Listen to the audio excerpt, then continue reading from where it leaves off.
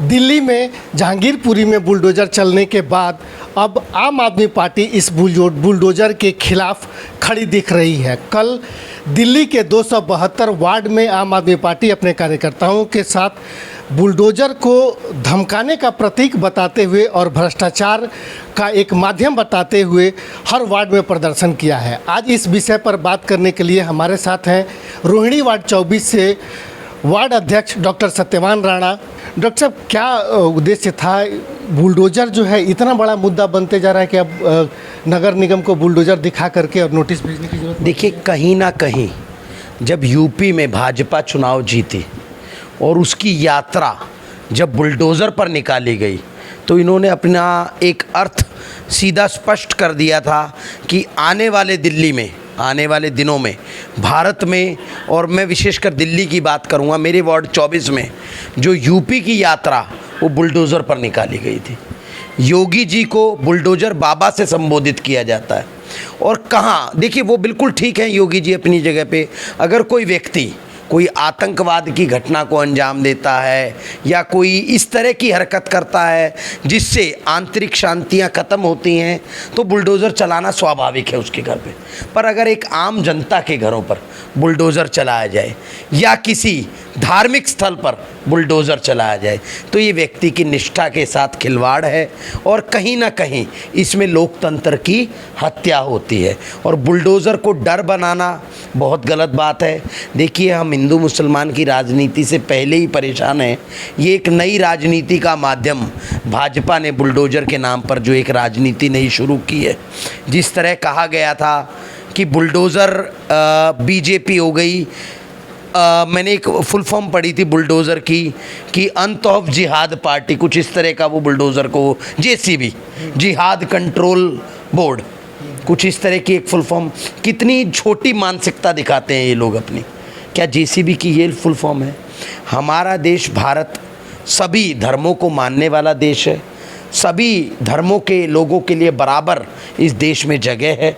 और कहीं ना कहीं अगर आने वाले दिनों में भारत की राजनीति हिंदू मुसलमान की राजनीति बनेगी, अगर भारत की राजनीति बुलडोज़र के नाम से प्रभावित होगी, भारत की राजनीति अगर राम मंदिर और अयोध्या के मामले से प्रभावित होगी तो कहीं ना कहीं बड़ा गलत एक मैसेज जा रहा है। आप शिक्षा की बात कीजिए, आप बच्चों को शिक्षित कीजिए, आप स्कूलों की बात कीजिए, आप देश की अगर आपने तरक्की चाहिए तो आपको इन सब चीज़ों को छोड़ना पड़ेगा और कहीं ना कहीं आगे बढ़ चढ़कर एक निष्ठा और निस्वार्थ भाव से लोगों की सेवा करनी होगी और वही आपको आंतरिक शांति देगी और ईश्वर के समक्ष आपको खड़ा करेगी। भाजपा अध्यक्ष ने ये कहा कि मनीष सिसोदिया या सत्येंद्र जैन जैसे लोग जो हैं वो खुद भ्रष्टाचार में लिप्त हैं और इसकी वजह से उन्हें बुलडोज़र की जो कार्रवाई है वो भ्रष्टाचार से प्रेरित लगती है। देखिए, 27 बार जब हमारे मुख्यमंत्री के ऊपर इन्होंने इनकम टैक्स की, जीएसटी की, सेल्स टैक्स की, कैग की, एक बहुत बड़ी एजेंसी होती है सीएजी, उसकी भी रेड पड़ी है और आज तक किसी भी रेड में कुछ भी सामने नहीं आया। केवल आरोप भर लगाना। आरोप तो व्यक्ति कई बार ईश्वर पे भी लगा देता है कि ईश्वर तूने मुझे मेरी क्षमता के हिसाब से नहीं दिया, तो बड़ा बेईमानी आरोप है। और कहीं ना कहीं आप खुद आंकड़े उठा के देख लीजिए कि 15 साल पहले ये भाजपा के नेता क्या थे और आज क्या हैं। प्रत्यक्ष को प्रमाण की आवश्यकता नहीं होती और ना ही मैं किसी ओछी राजनीति में जाना चाहता। मेरा सिर्फ एक ही मत है कि ईमानदारी की राजनीति कीजिए, वो राजनीति कीजिए। और एक और बात, मैं तो जिस तरह अरविंद जी कहते हैं कि परिवारवाद राजनीति में नहीं होना चाहिए, कि किसी भी परिवार में दूसरे व्यक्ति को वो टिकट देना पसंद नहीं करते, तो भाजपा में भी मैं यही चाहूँगा कि परिवारवाद की राजनीति ख़त्म हो। दूसरी चीज़, जिस तरह आप अगर एक पीएन की नौकरी के लिए भी अगर आपको 10वीं पास होना ज़रूरी है, अगर आप एक क्षेत्र के डीएम बनते हैं, एक डिस्ट्रिक्ट के अगर आपको डीएम बनना है तो उसके लिए आपको सिविल सर्विसेज की एक परीक्षा देनी पड़ती है। तो सिर्फ राजनीति ही ऐसी क्यों है जिसके लिए आपको कोई परीक्षा नहीं देनी पड़ती? मैं ये चाहता हूँ केवल शिक्षित लोगों का राजनीति में बोलबाला होना चाहिए। बुद्धिजीवी लोग जब होंगे तो ही राजनीति के असल मायने बदल पाएंगे। और जिस तरह बाहर देशों में होता है लेकिन ये तो कई बार देखने को मिला है कि बहुत सारे बुद्धिजीवी जो हैं, जो अभी तक के भारत के इतिहास की राजनीति में अगर देखें तो एक से एक बुद्धिजीवी, एक से एक पढ़े लिखे लोग भी इस राजनीति में आए हैं और उनके ऊपर बड़े से बड़े घोटाले का आरोप लगा है। देखिए, मनमोहन सिंह जी बहुत अच्छे अर्थशास्त्री थे। उनके समय में भारत की जीडीपी ने आसमान को छुआ था। मैं किसी भी, देखिए, एक्सेप्शंस आर ऑलवेज देयर। अगर आप ये कहेंगे बुद्धिजीवी वर्ग में घोटालेबाज लोग नहीं होते, तो ऐसा नहीं होता। जब हम बात करते हैं तो एक समूह की बात करते हैं, जब हम बात करते हैं तो एक परसेंटेज की बात करते हैं। अगर भारत में 100 करोड़ जनता है तो 100 के 100 करोड़ों ने माननीय मोदी जी को प्रधानमंत्री नहीं चुना। बहुमत का एक मायना होता है। तो बहुमत की बात कीजिए, अगर बहुमत के बुद्धिजीवी लोगों को आप रखेंगे तो वो ना तो आपको बेईमान मिलेंगे, क्योंकि जब व्यक्ति को शिक्षा मिलती है तो शिक्षा उसके दिमाग को पॉलिश करती है। और अगर आप सत्ता प्रॉपर्टी डीलरों के हाथ में देंगे, अगर आप सत्ता बाहुबलियों के हाथ में देंगे, अगर आप सत्ता जो लोग कहते हैं कि मैं तो बाबा हूँ, मैं तो थैला उठाऊंगा और निकल जाऊंगा, तो ये लोग देश का कभी भी भला नहीं कर पाए। आम आदमी पार्टी पहले से ही भारतीय जनता पार्टी पर और एमसीडी पर भ्रष्टाचार का आरोप लगाते रही है। दूसरी तरफ अब जो है नए सिरे से फिर भारतीय जनता पार्टी आम आदमी पार्टी पर भ्रष्टाचार का आरोप मारना शुरू की है।